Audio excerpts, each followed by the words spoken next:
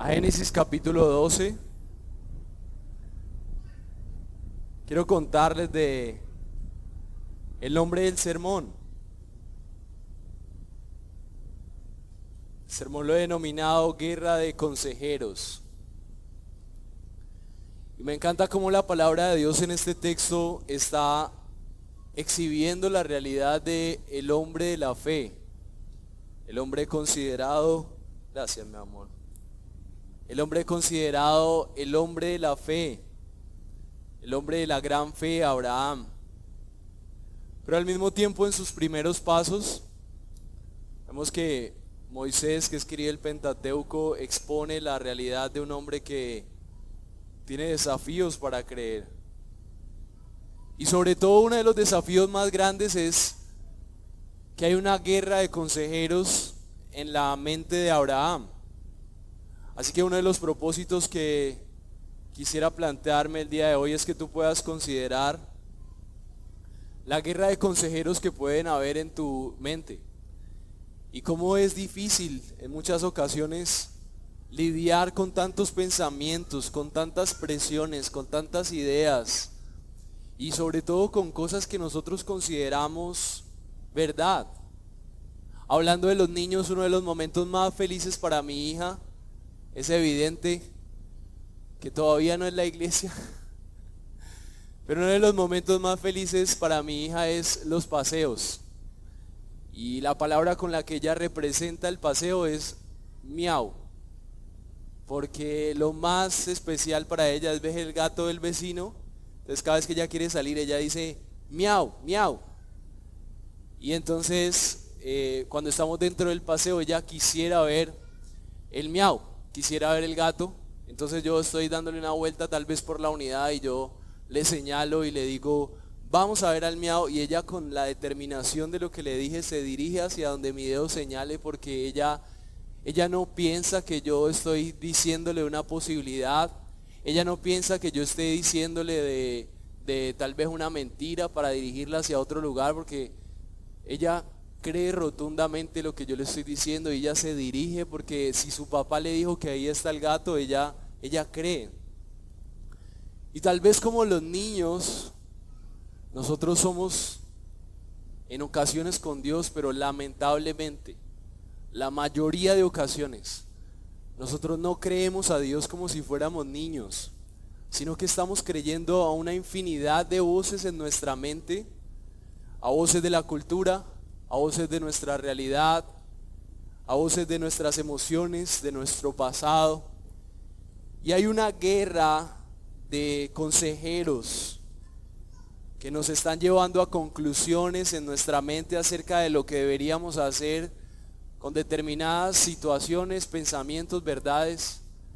Y hoy vamos a ver que cuando el consejero principal no es Dios mismo, entonces cualquiera que sea el consejero, ya sea nuestra propia depresión y sentimientos de derrota o orgullo o diferentes circunstancias, son mucho más fuertes que la voz de Dios. Entonces esa voz determina unas emociones, esas emociones determinan una agenda y al final terminamos exponiendo una vida que no es lo que Dios esperaba.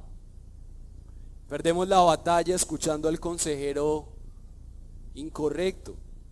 Así que durante este tiempo nosotros vamos a ver una situación en donde Abraham está lidiando con esta realidad de a quién escuchar y cómo perseverar en la promesa que Dios les había hecho, además de tener una vida rodeada de presiones, dificultades. Así que esto es muy parecido a ti y a mí, y qué bueno que tú hoy puedas, mientras leemos y nuevamente oramos, considerar con el Señor cuáles son los consejeros que comúnmente escuchas, y que hoy puedas en fe poner tu confianza en el Señor y que sea el Señor a quien tú escuches de manera más predominante. Quiero que vayamos juntos entonces al capítulo 12. Vamos a ir al capítulo 12 de Génesis, versículo 10. La palabra del Señor dice así. Génesis capítulo 12, versículo 10. Recordemos que el contexto es que Abraham es la promesa de un pueblo que más adelante sería liberado de Egipto. Con esta connotación, en el versículo 10 comenzamos viendo el contexto de esta historia. Dice el versículo 10: pero hubo hambre en el país, y Abraham descendió a Egipto para pasar allí un tiempo, porque el hambre era severa en aquella tierra.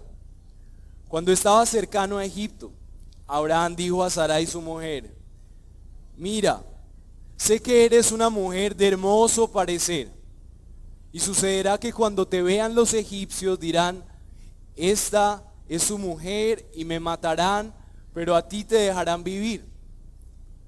Di por favor que eres mi hermana, para que me vaya bien por causa tuya, y para que yo viva gracias a ti. Cuando Abraham entró en Egipto, los egipcios vieron que la mujer era muy hermosa. La vieron los oficiales de Faraón y la alabaron delante de él. Entonces la mujer fue llevada a la casa de Faraón, versículo 16, y este trató bien a Abraham por causa de ella. Le dio ovejas, vacas, asnos, siervos, siervas y asnas y camellos. Versículo 17. Pero el Señor hirió a Faraón y a su casa con grandes plagas por causa de Sarai, mujer de Abraham. Entonces Faraón llamó a Abraham y le dijo: ¿qué es esto que me has hecho? ¿Por qué no me avisaste que era tu mujer? ¿Por qué dijiste es mi hermana, de manera que la tomé por mujer? Ahora pues aquí está tu mujer, tómala y vete. Faraón dio órdenes a los hombres acerca de Abraham, y ellos lo despidieron con su mujer y todo lo que le pertenecía. Mis hermanos, esta es la palabra de Dios, y quiero que juntos oremos al Señor para que Él nos guíe a través de ella. Nuestro buen Dios y Señor, eras tú llamando a Abraham para tus propósitos, y todos aquellos que escuchemos tu voz, escuchamos también tu llamado de confiar en ti, de rendirnos ante tu guía y tus promesas. Así que, Señor, en esta mañana venimos con un corazón dispuesto a escuchar tu voz, sobre todo a escuchar tu consejo, aprender cómo prevalecer en medio de circunstancias complejas de la vida, presiones. A ver en la vida de Abraham el ejemplo que debemos seguir en ocasiones, pero también el ejemplo que no debemos seguir. Y sobre todas las cosas, Señor, yo te ruego que en el día de hoy nosotros podamos avanzar en una fe sin temor, poniendo cada vez más firme nuestra confianza en tu palabra, tu consejo, tus promesas, tu determinación para con tu pueblo. Y sobre todo la victoria ya ganada de Cristo en la cruz para con aquellos que han confiado en Él. Para que el consejo y el dictamen que se dio en la cruz sea nuestra realidad al tomar decisiones cada día.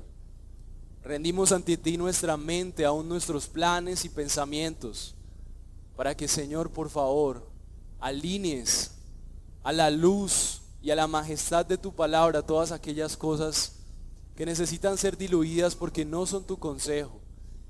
Te rogamos que podamos escuchar mucho más claro tu voz, tu palabra y aquello que esperas de nosotros, tu pueblo, Señor. Bendecimos este tiempo y te lo entregamos también como un tiempo de adoración, predicando como si tú estuvieras vivo y también escuchando como si fueras tú el que hablara. Te oramos todas estas cosas en el nombre del Padre, del Hijo y del Espíritu Santo. Amén. Mis hermanos, el que tiene oídos que oiga lo que quiere decir la palabra de Dios. Y durante este tiempo vamos a ver entonces un solo propósito. Y lo que me propongo en esta vez es persuadirte a que tú no tengas miedo.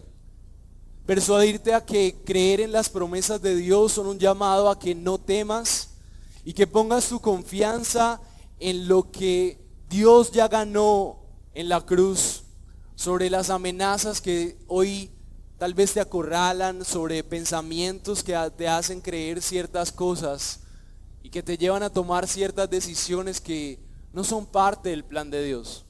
Tal vez decisiones buenas, pero que tal vez no son impulsadas por lo que Dios te guía, sino por tus temores. Así que mi propósito de hoy es recordarte que no temas y que pongas tu confianza en el que ya ganó la victoria sobre tus amenazas en la cruz. Que no temas, sino que pongas tu confianza en aquel que ya ganó una victoria por ti en la cruz. Y esa victoria no solamente es cualquier victoria, sino que fue una victoria aplastante sobre aquellas cosas que hoy tú crees que te amenazan. Es precisamente eso la fe. Y este objetivo lo vamos a ver enfocado en este texto en 3 puntos, y el primero será: la firmeza de tu fe se probará en la amenaza y el temor.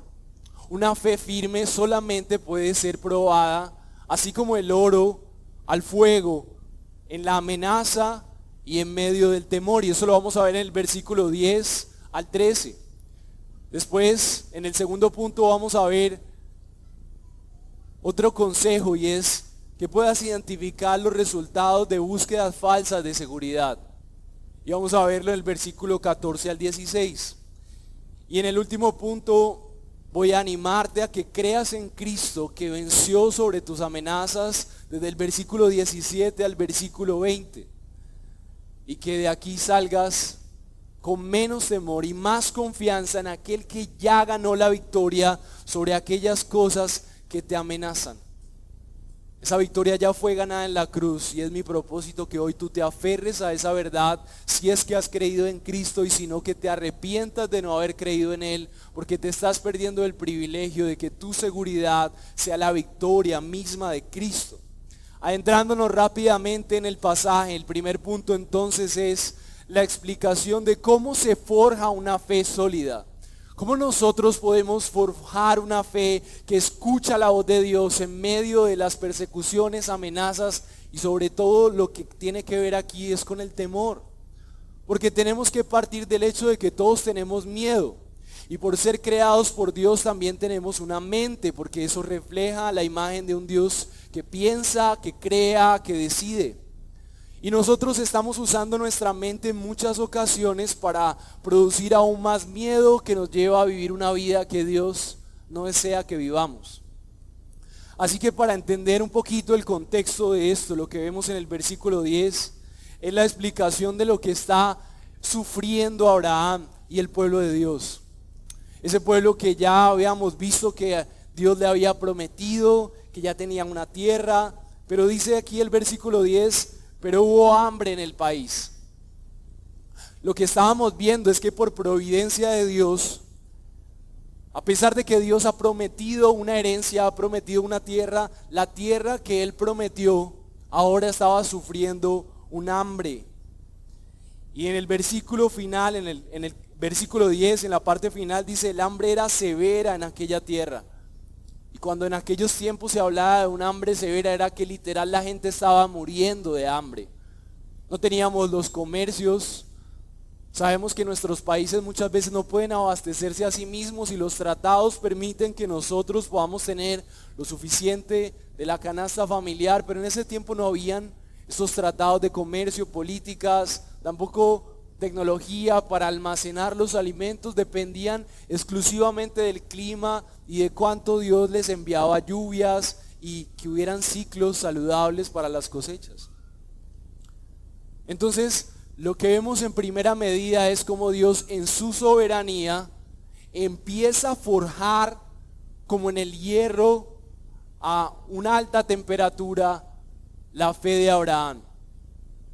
Empieza a traer una hambruna que tal vez Abraham nunca había vivido, ni siquiera en la tierra cuando no seguía a Dios. Es precisamente en la tierra que Dios ha prometido abundancia y salud. Entonces desde ahí nos damos cuenta que Dios, en su plan, cuando llama a alguien a sus propósitos, no solamente lo está llamando a que todo sea bendecido y en victoria y flores y color de rosa, sino que el propósito del Señor en el corazón de toda persona que realmente ha sido llamada ha sido forjar una fe a prueba de todo. Y si este iba a ser el patriarca y el que iba a ser aquel que iba a dirigir un nuevo pueblo que iba a ser más adelante, el que iba a honrar al Señor, del que iba a descender el mismo Mesías, que iba a glorificar el nombre de Dios. Entonces Abraham debía tener una fe suficiente para poder perseverar en la promesa que Dios le había hecho. Y desde ya podríamos empezar a pensar en aspectos prácticos para ti. Si Dios te ha llamado, Dios va a probar tu fe. Y una de las maneras en las que más nos cuesta a nosotros resistir la prueba es en medio del miedo. Y todos tenemos nuestros monstruos. Todos tenemos aquellas circunstancias en donde nosotros no queremos afrontar esos miedos, y es ahí donde nosotros empezamos a hacer nuestra voluntad en lugar de hacer la voluntad de Dios, porque tenemos miedo de enfrentarnos a situaciones que tal vez hemos vivido o que no queremos vivir. Y el propósito de este texto es que tú puedas considerar esto.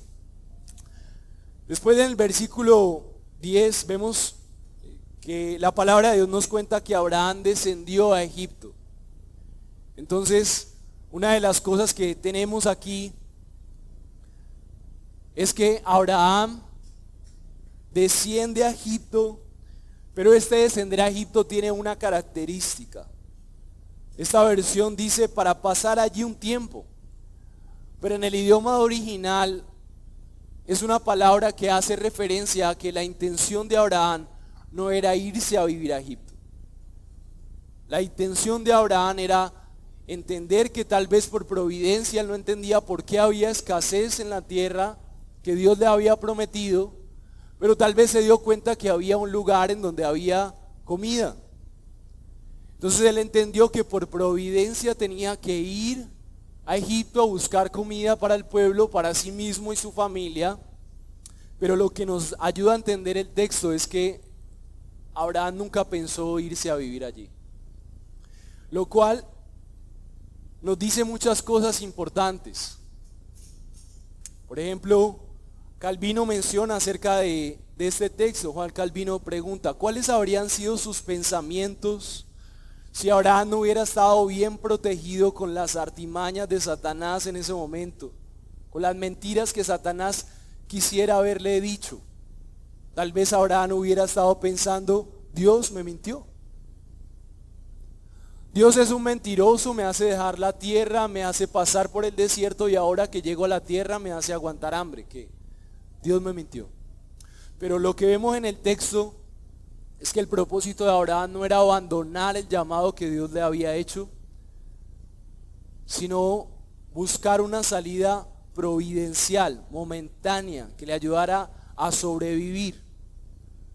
Es muy fácil juzgar a Abraham, es muy fácil decir que hizo o no hizo lo correcto. Lo que podemos saber es que mientras él actuaba en supervivencia, él estaba recordando que más que una vida en Egipto, él solamente estaba buscando la manera de sobrevivir. Muchas veces nuestras expectativas frustradas, nuestros sueños y deseos no cumplidos hacen que nosotros empecemos a pensar que Dios nos ha engañado, que Dios no es bueno, que Dios no nos ama, que Dios no nos quiere, que Dios no tiene buenos planes para nosotros. Pero Moisés, que es el autor de Génesis, muestra en estas pocas palabras con qué firmeza Abraham soportó este tiempo de profunda crisis. ¿Se imaginan uno dirigir un pueblo que en lugar de ver el respaldo de Dios en su puesta tierra, vea es cómo aguantamos hambre? Así que desde este momento tú podrías, al igual que Abraham continuó confiando en el Señor y su promesa, preguntarte, ¿tú estás confiando en el Señor y sus promesas aún cuando la higuera no florezca? O tal vez en tu corazón lo único que deseas es que aparezca un Salvador diferente a Dios, para que tú puedas experimentar la plenitud que Dios no pudo darte. Así que mi deseo es que tú no temas y pongas tu confianza en el que ya ganó la victoria sobre tus amenazas. Abraham tenía una promesa, pero cuando vio llegar el hambre, fue un lugar para buscar respuesta, pero en su corazón él siguió confiando en que había una promesa en una tierra prometida. Entonces muchas veces no es tanto las decisiones que tomamos, sino en dónde está nuestra confianza. Las situaciones difíciles van a empezar a enviar mensajes a tu mente diciendo no es suficiente confiar en Dios, tienes que tomar ciertas decisiones, tus emociones van a determinar esas decisiones y esas decisiones van a ser una agenda. Así que ¿cuál es el verdadero anhelo por el que hacemos las cosas? Debe ser nuestra pregunta. ¿Qué es lo que realmente deseamos cuando tomamos las decisiones que tomamos?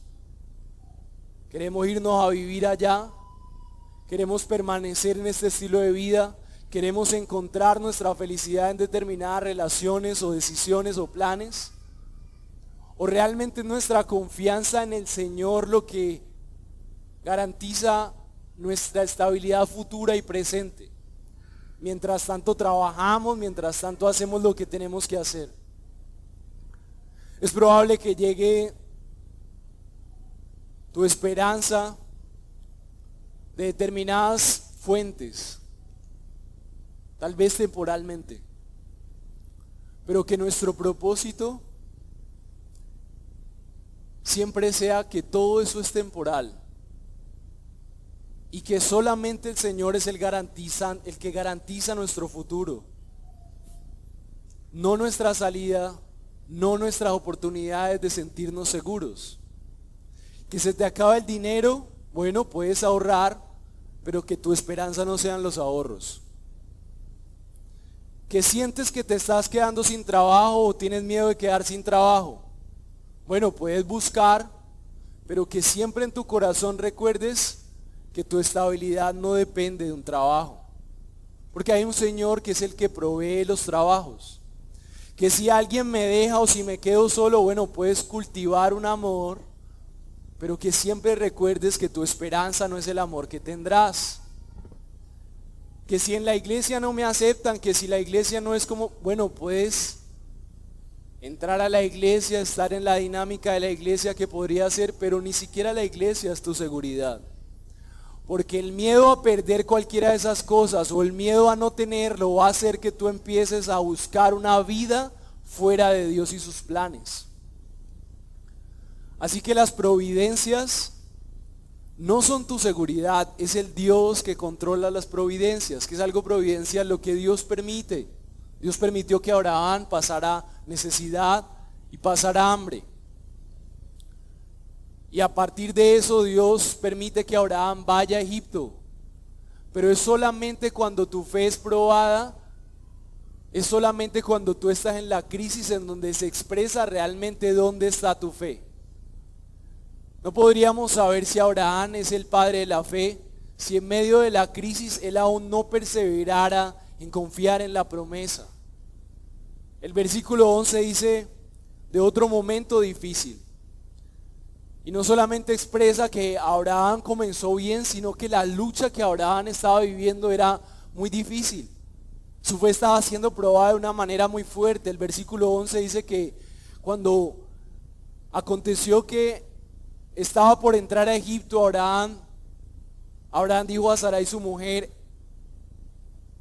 yo conozco que eres de hermoso aspecto y cuando te vean los egipcios me van a matar para quedarse contigo.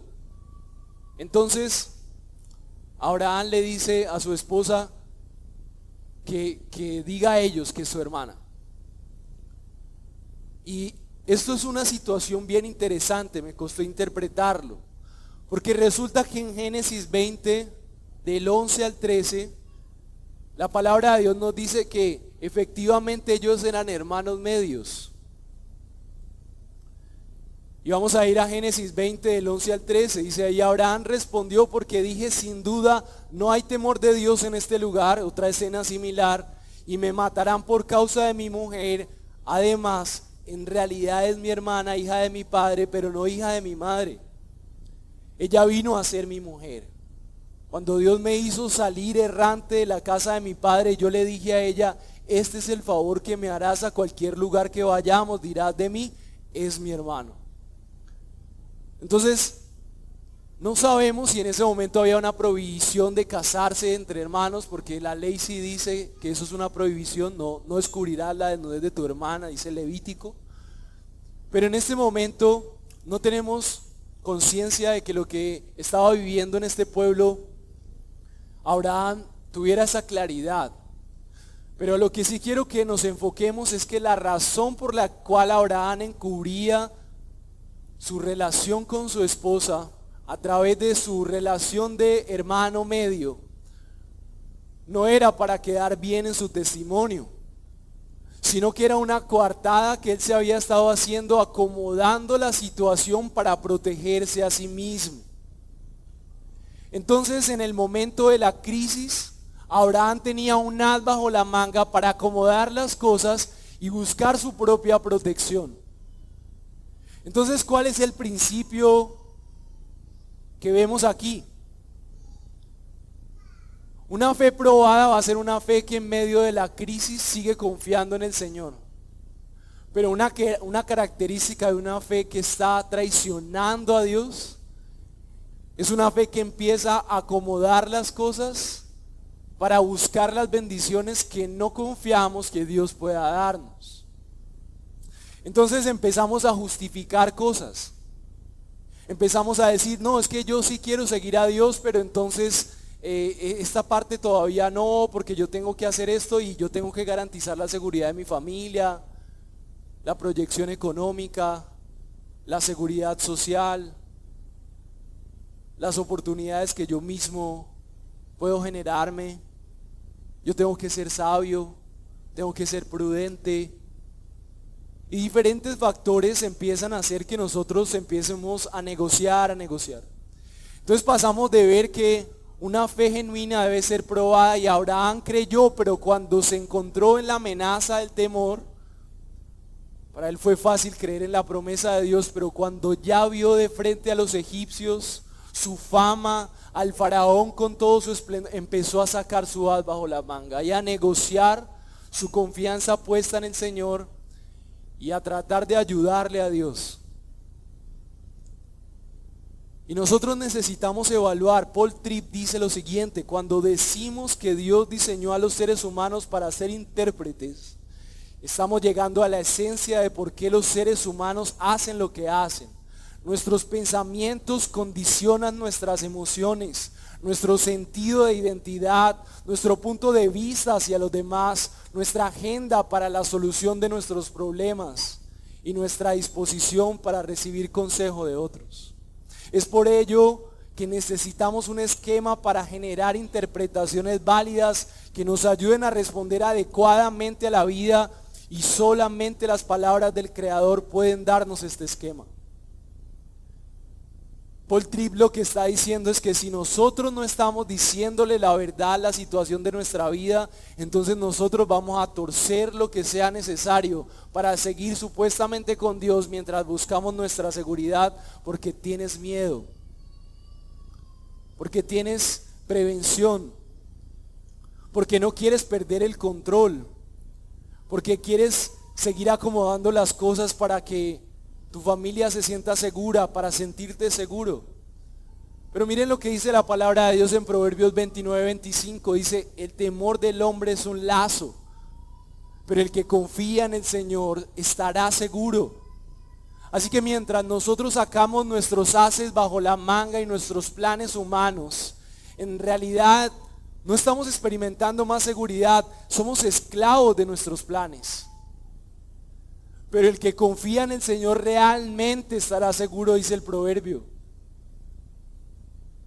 Abraham no solamente estaba cometiendo un error, Abraham estaba negociando lo más valioso que tenía. Su esposa y su matrimonio eran la posibilidad del cumplimiento de la promesa más grande que se le había hecho a ningún ser humano sobre la tierra, de que tendrían una descendencia, y en esa descendencia bendecirían a todas las naciones. Y Abraham, por miedo, negoció a su esposa con sus estrategias.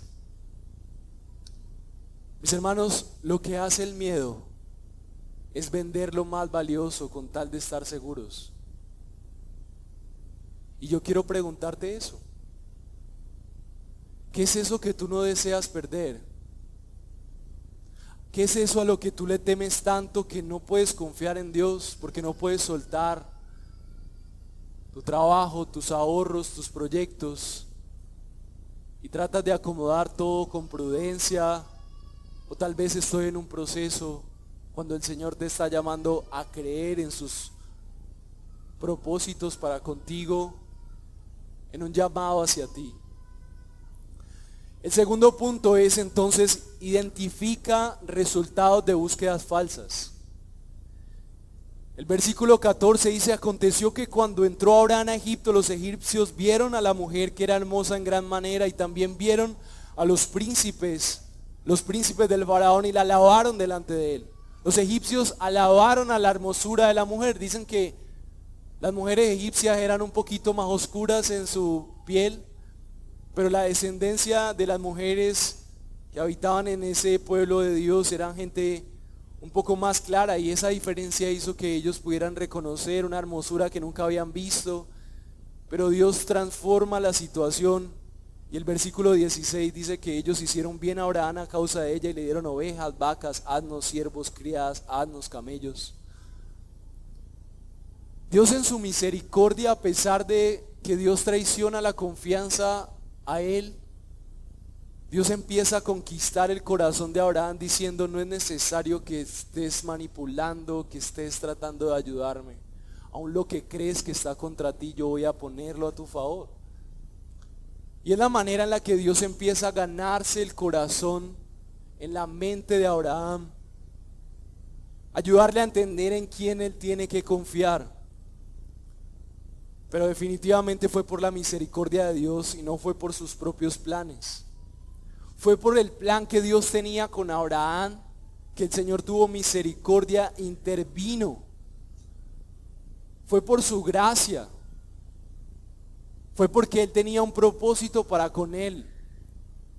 Y en muchas ocasiones, mis amados, nosotros tenemos que ver que tal vez estamos viviendo la extensión de la gracia de Dios, metiendo su mano en nuestra necedad, metiendo su mano en nuestras decisiones, en nuestra vida que se acomoda a nuestros propios planes. Y en este caso, por misericordia de Dios, vemos que Dios mete su mano para bendecir aún en medio de su error y su pecado. Pero en muchas ocasiones en los textos bíblicos vemos que estas decisiones terminan llevando a bancarrota una vida, una familia. Y la misericordia de Dios tiene unos límites. Lo que sí es cierto que vemos en este texto es que hay un fruto que proviene del Señor y hay un fruto que proviene de nuestras acomodaciones, de nuestros planes terrenales, de nuestras búsquedas de tener éxito que no provienen de Dios, pero que son buenas. Estabilidad económica, proyecciones a futuro, pero que tienes que ser sincero. Tal vez tus decisiones solamente están siendo impulsadas por el temor y no por buscar a Dios y sus propósitos.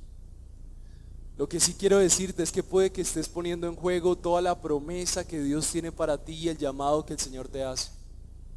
Porque así como dice el proverbio, nuestra seguridad y nuestros planes nos atan en lugar de darnos la promesa, la seguridad que tienen aquellos que confían en el Señor. Puedes estar poniendo en juego lo que Dios realmente quiere para ti por elegir tus planes.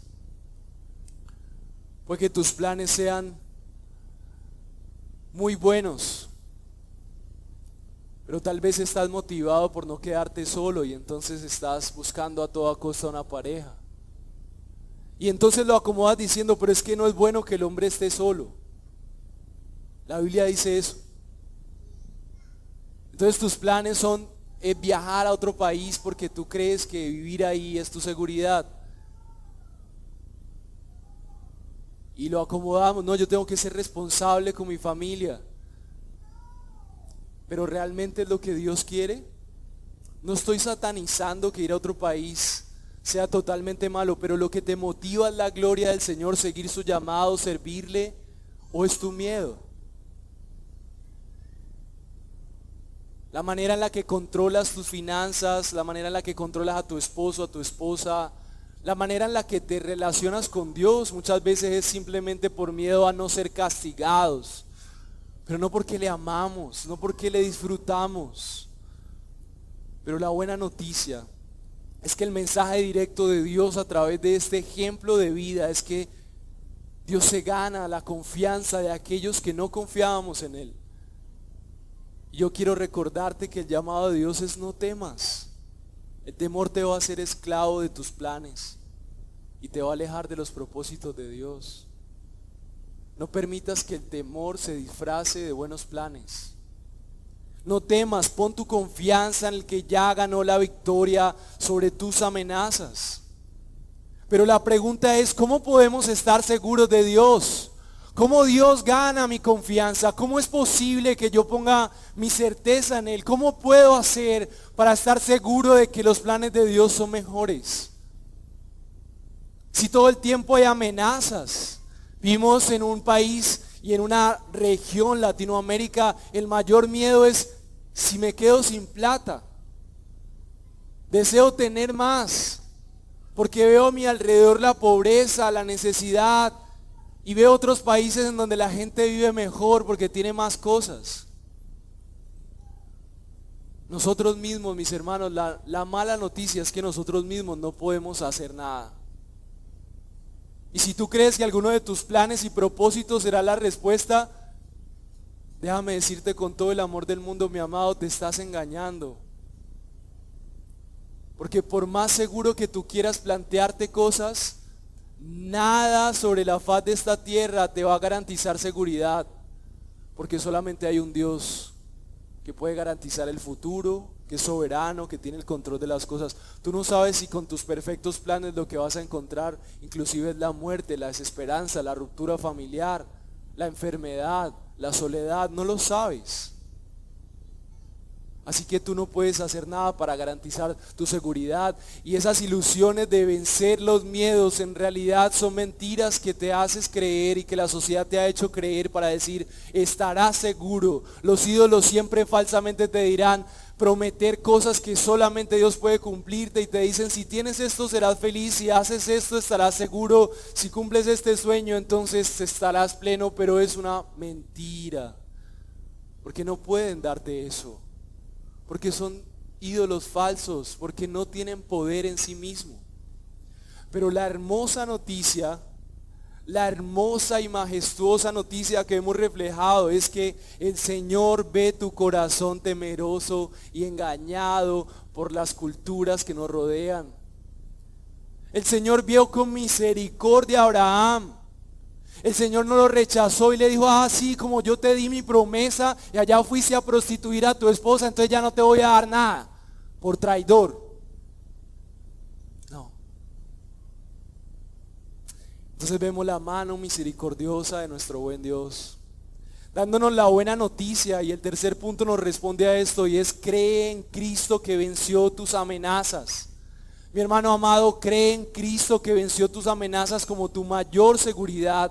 Dice el versículo 17 más: Jehová, ¿qué pasó después de que Abraham viene y traiciona a Dios en medio de las presiones? Dice: como si fuera un padre ofendido por la acción amenazante de enemigos contra su hijo. Dice más: Jehová hirió al faraón y a su casa con grandes plagas por causa de la mujer de Abraham. Dios mismo salió a la defensa de aquel que él había llamado para sus propósitos. Y esta herida que Dios hace a Abraham, esa herida que Dios hace al faraón, es la representación del carácter de Dios a favor de aquellos que él ha llamado para sus propósitos. El faraón representaba la máxima autoridad en el mundo. Su poder y su dominio era algo que hacía que la gente se rindiera ante él. Los hermanos, todos nos rendimos ante el poder del dinero. El Dios de este mundo es el dinero. Hay un sistema faraónico aquí en este sistema que vivimos. Y estamos en una lucha de consejero en nuestra mente. ¿Será que tengo que hacer esto porque la sociedad me dice que si lo hago estaré seguro? Y tengo miedo porque no confío en que el amor de Dios sea suficiente. Pero lo que vemos en el carácter fiel de Dios es más Jehová. Y la palabra más es especial, porque más viene justo después de la caída, como si la palabra de Dios dijera, a pesar del traidor, a pesar del que se le habló personalmente para garantizar su futuro, Jehová hirió al faraón, salió Jehová mismo, Dios mismo en defensa de Abraham. Y esto nos recuerda algo muy hermoso, y es que esto es la sombra de cómo el carácter de Dios algún día heriría al faraón de este mundo, a través de la mayor herida que Dios hace a ese faraón. La amenaza de la ciudad fuerte y sus principios y su consumismo y su forma de enredar nuestra mente. El dueño de la ciudad celestial, el rey de reyes de todas las ciudades cosmopolitas, el que realmente tiene el dominio sobre todo, quien gobierna sobre toda nación, quien gobierna sobre todos los asuntos que tú consideras que se salieron de tu mano, Él toma un cuerpo humano. Y Él viene a morir por todas las veces en las que tú le traicionas, haciendo tus planes, torciendo la voluntad de Dios, aún poniéndole versículos a eso. Y entonces el rey hace una herida de muerte al rey de este mundo que se levanta contra amenazas contra ti. ¿Cuáles son las palabras del faraón de este mundo para ti?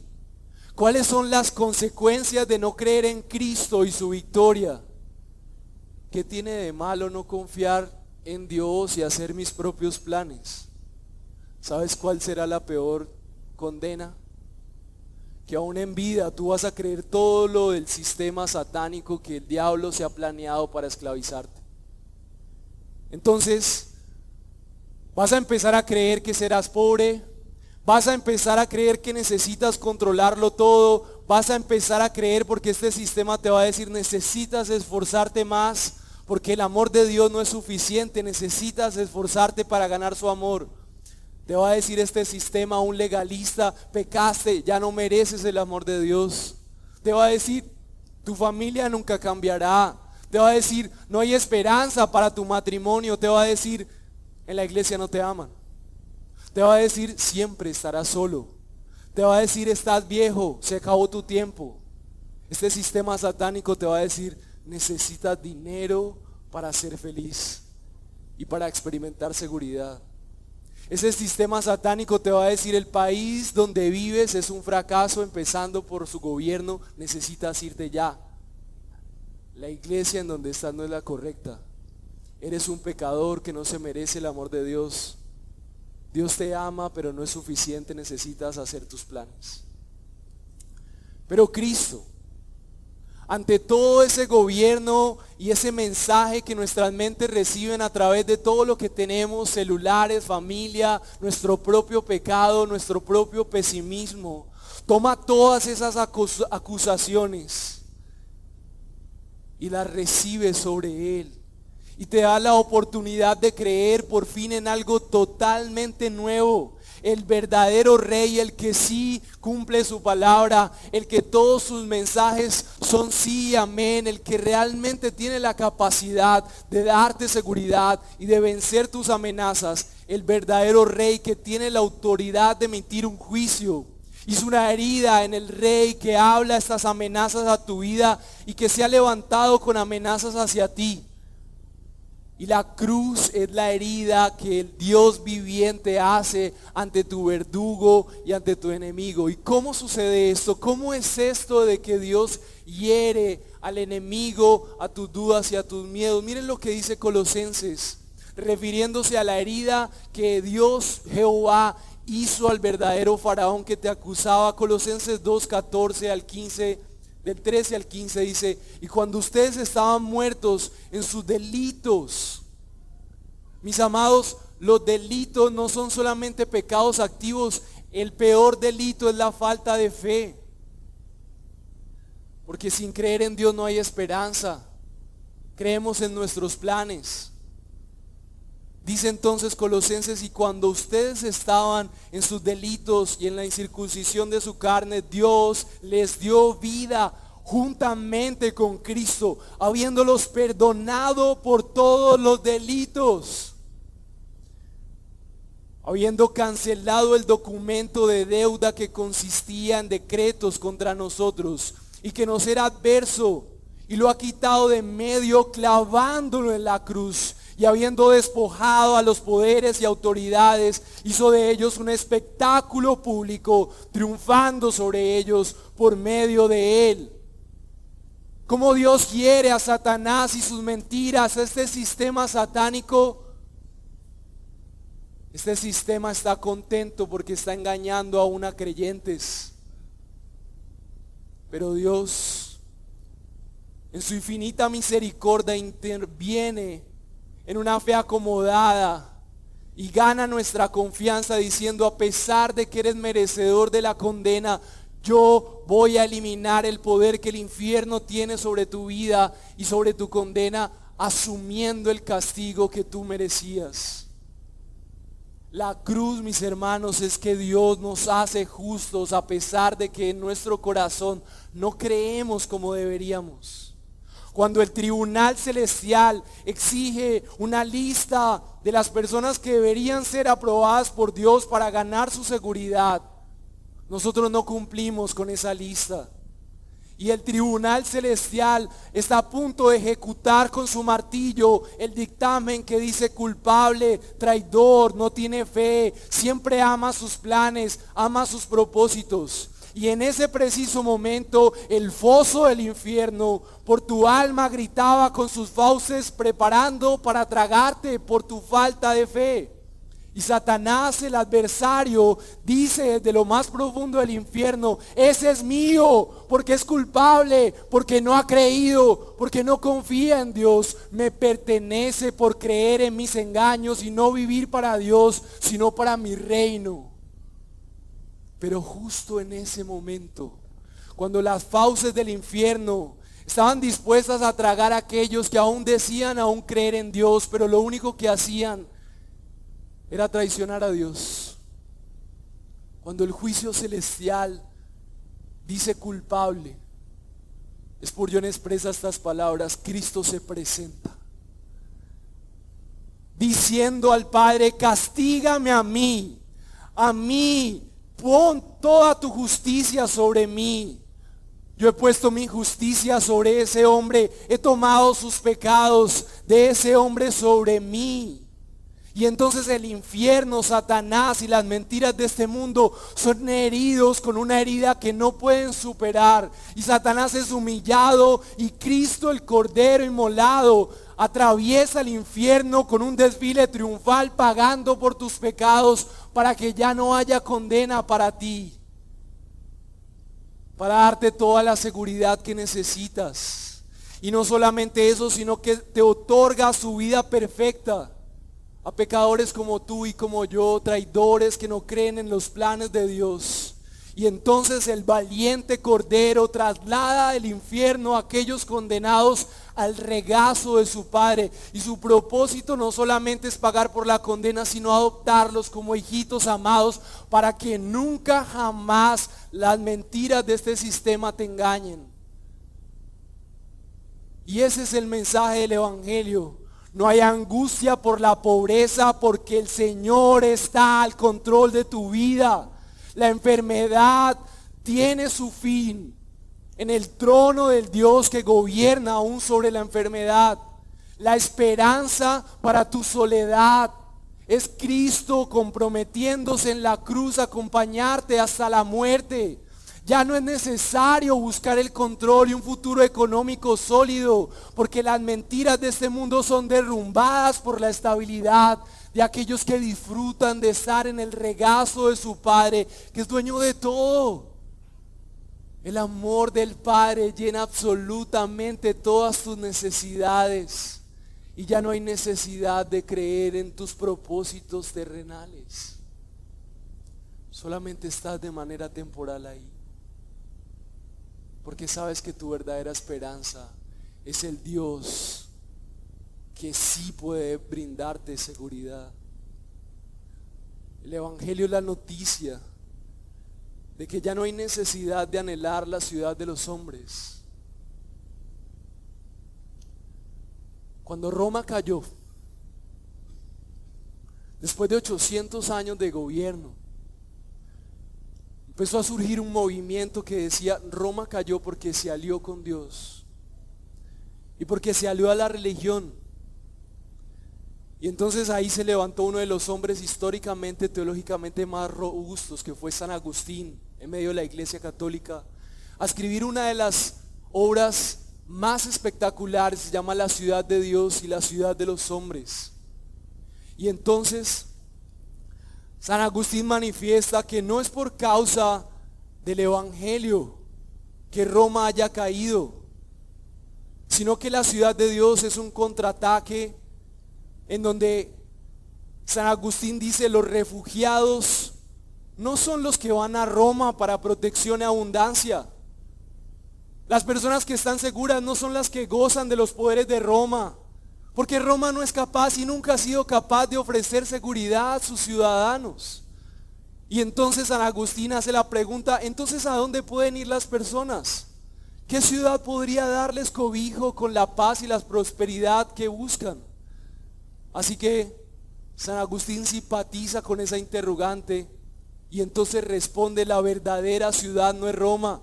La verdadera ciudad es la ciudad de Dios, en la que su arquitecto y constructor ha venido a establecer el fundamento de la seguridad sobre la base de su sacrificio.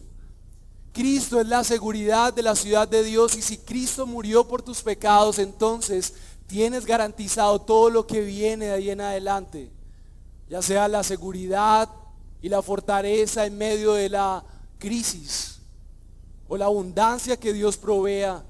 Pero la realidad es que lo que vemos en las ciudades no es la amenaza para los ciudadanos del reino de Dios, porque aquellos ciudadanos están seguros y Dios está construyendo su ciudad con aquellos que confían en la promesa, porque esa ciudad es una ciudad real y una ciudad que vendrá.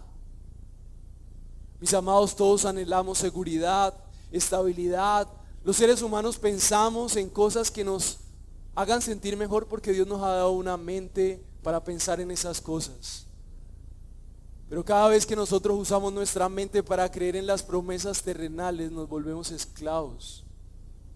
Y tú hoy necesitas reconocer para qué has estado usando tu razonamiento: para creer en las promesas de Dios o para creer en la ciudad de los hombres. Lo más triste es que si tú no has creído realmente en Jesús y sigues tus planes, todas las mentiras mencionadas anteriormente serán tu realidad. Vivirás esclavo de ellas hasta la muerte. Y la idea de Dios simplemente será un bonito cuento que adorna las navidades de cada año que pasa. Pero si tú eres un hijo de Dios y has creído, entonces este mundo ya no te manipulará más. Y solamente estarás temporalmente mientras pones tu mirada en aquel que realmente puede darte toda su confianza, en aquel que hizo un desfile triunfal en la cruz, anulando tu culpa, anulando tus pecados, para darte un lugar junto al Padre. Eres llamado a creer, mi amado. Eres llamado a creer en aquel que sí puede darte seguridad. No temas, no temas más. Pon tu confianza en el que ya ganó la victoria sobre tus amenazas en la cruz. No temas, Dios está construyendo su ciudad. Es la realidad del creyente, un reino que ha venido con sus hijos y que se establecerá con Cristo, regresando para tomar sus ciudadanos, aquellos que creyeron en su promesa. Mi amado, no temas. Pon tu confianza en aquel que ya ganó la victoria sobre tus amenazas en la cruz. Recuerda, la firmeza de tu fe se forjará en la amenaza y el temor. Persevera, cree. Identifica los resultados de las búsquedas falsas de seguridad. ¿En qué momento estás acomodando las cosas creyendo que es por Dios, pero eres tú? Dite la verdad. Pero por último, recuerda que el Dios que tienes no ha venido para juzgarte por cómo no le crees, sino que se ha ganado tu confianza, yendo a morir por tus traiciones en la cruz, Cree en Cristo, que ya venció tus amenazas. No temas. En Cristo hay seguridad. Pon tu confianza en el que ya ganó la victoria sobre tus amenazas en la cruz. Oremos.